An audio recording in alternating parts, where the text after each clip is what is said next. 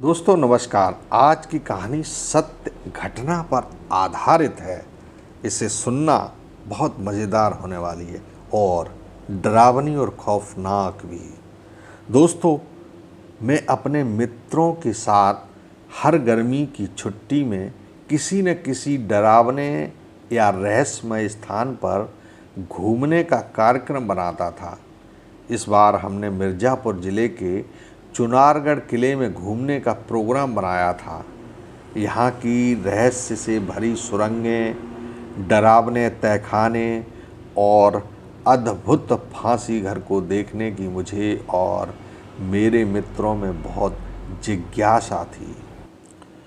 तो दोस्तों, लखनऊ से त्रिवेणी एक्सप्रेस से चलकर मैं और मेरे मित्र एक रहस्य की नगरी चुनारगढ़ में पहुँचे थे। यहाँ सड़क के दोनों ओर बिक्री के लिए सजे चीनी मिट्टी के बर्तन और खिलौने लोगों को अपनी ओर खींचते नजर आ रहे थे। ऐसा लगता है कि उनकी खूबसूरत बनावट में अद्भुत आकर्षण है।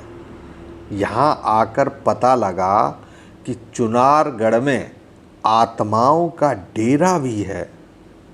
इस चुनार के किले में मृत व्यक्तियों के भूत भी घूमा करते हैं, जो कभी कभी अपने मौजूद होने का एहसास यहाँ घूमने के लिए आने वाले पर्यटकों को कराते रहते हैं।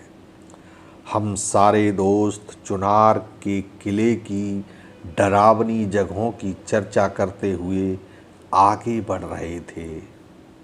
मेरे मित्र इस किले का डरावना फांसी घर देखना चाहते थे और मैं यहाँ की बावड़ी। इसलिए मेरा और मेरे दोस्तों का रास्ता अलग अलग हो गया था। पहले मैंने सोचा अकेले इस किले में घूमना कोई समस्या न पैदा कर दे, लेकिन फिर अपने दिल को समझाया कि तू इतना कमज़ोर मत बन, जो होगा वह देखा जाएगा। दोपहर के 3 बज चुके थे। दोस्तों का साथ छोड़कर मैं आगे चला आया था, जहाँ किले में पानी की बावड़ी थी, क्योंकि मुझे चुनारगढ़ किले की बावड़ियों को देखने का बहुत मन था। दरअसल चुनारगढ़ किले में पानी भरने की व्यवस्था के लिए बावड़ी बनी हुई हैं।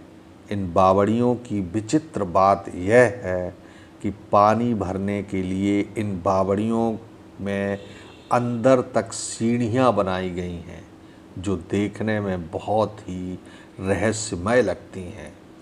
मैं कौतूहलवश बावड़ियों के अंदर तक पहुंच गया। अब कुएं के अंदर जाती हुई सीढ़ियां सचमुच मुझे बहुत अनोखी लग रही थी। मैं कल्पना कर रहा था कि कोई किस प्रकार पानी की बावड़ी में सीढ़ियों से अंदर उतरकर पानी भरता होगा। जिज्ञासावश मैं बावड़ी की सीढ़ियों के सहारे पानी की ओर नीचे उतरने लगा। सीढ़ियाँ धीरे धीरे नीचे जा रही थीं। समय मैंने देखा कि उस बावड़ी की दीवार पर न जाने कुछ लिखा हुआ है। उसकी लिपि मुझे समझ में नहीं आ रही थी, लेकिन फिर भी मैं ध्यान से उसी को समझने की कोशिश कर रहा था। ऐसा लग रहा था कि इस बावड़ी की दीवार पर लिखी स्क्रिप्ट उसी समय की है जब यह चुनारगढ़ का किला बना होगा। दीवार पर बनी उन टेढ़ी मेढ़ी रेखाओं को देखने में मैं पूरी तरह तल्लीन हो गया था कि तभी एक अविश्वसनीय घटना घट गई। मुझे लगा कि मेरा बायां हाथ किसी ने पकड़ लिया है। मेरा हाथ जिस किसी ने पकड़ा था वह नज़र नहीं आ रहा था, कहने का अर्थ यह है कि मैं किसी भूत प्रेत के कब्जे में आ गया था। मैं बुरी तरह से डर गया और उस भूत के चुंगल से बचने के लिए ज़ोर ज़ोर से चिल्लाने लगा। लेकिन उस सुनसान जगह में मेरी आवाज़ को सुनता कौन।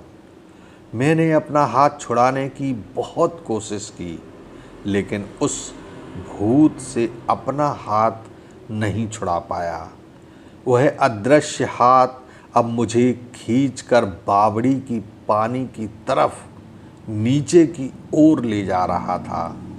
मैं बहुत भयभीत था और अपनी जान बचाने के लिए पूरी ताकत से चिल्ला रहा था, लेकिन मेरी आवाज़ सुनने वाला वहाँ कोई नहीं था। मुझे समझ में आ गया था कि यह भूत मुझे बावड़ी के पानी में डुबो देना चाहता है। लगता था कि आज मुझे चुनारगढ़ की बावड़ी में सजाए मौत मिलने वाली है। मैं लगातार चीख रहा था कि तभी एक आश्चर्यजनक बात हुई। मेरी आवाज़ शायद किसी दूसरे भूत ने सुन ली। मैंने महसूस किया कि मेरा दाहिना हाथ किसी ने पकड़ लिया है। वह हाथ मुझे बावड़ी से बाहर निकलने का प्रयास करने लगा। अब मेरी जान में जान आई। अब मैंने महसूस किया कि मैं दरअसल बुरी और अच्छी आत्माओं के भूत के बीच में फंस गया हूँ। बुरी आत्मा का भूत मुझे पानी की बावड़ी में नीचे की ओर ले जा रहा है ताकि वह मुझे डुबोकर मार डाले, और अच्छी आत्मा मुझे पानी से बाहर निकालने का प्रयास कर रही है। दोनों अच्छी बुरी आत्माओं के बीच रस्साकशी शुरू हो गई। रस्सी की जगह मैं था। मेरा एक हाथ एक भूत ने पकड़ा था और दूसरा हाथ दूसरे भूत के हाथ में था। दोनों खींच रहे थे विपरीत दिशा की ओर। बुरी आत्मा वाला भूत बार बार अच्छी आत्मा वाले भूत पर हावी हो रहा था। दूसरी ओर अच्छी आत्मा वाला भूत मुझे इस संकट में बचाने की पूरी कोशिश कर रहा था कि तभी मैंने अनुभव किया कि कोई नई ताकत मुझे बचाने के लिए लग गई है। उस ताकत ने मेरी कमर पकड़ ली और वह अदृश्य शक्ति मुझे बावड़ी से बाहर निकाल रही थी। अब तो दो भूतों की ताकत के आगे बुरी आत्मा की पकड़ ढीली हो गई थी। दोनों अच्छी आत्माओं की भूतों के सहारे मैं उस बावड़ी के बाहर आ गया था। इसके बाद जो मेरा हाल हुआ उसे बताने की ज़रूरत नहीं। मैं अपने दोनों दोस्तों के साथ मिलकर घर तो लौट आया, पर उस घटना को भूल पाना मेरे लिए संभव नहीं। अक्सर एकांत में बैठकर सोचता रहता हूँ कि क्या भूत वास्तव में होते हैं या वह मेरा भ्रम था। तो दोस्तों, आज की कहानी में बस इतना ही। कल फिर मिलेंगे किसी नई भूतिया कहानी के साथ। तो दोस्तों, अगर अब तक आपने मेरा चैनल सब्सक्राइब नहीं किया है तो प्लीज़ कर दें, ताकि मेरा हौसला बना रहे और मैं आपके लिए ऐसी ही कहानियाँ लाता रहूँ। नमस्कार दोस्तों।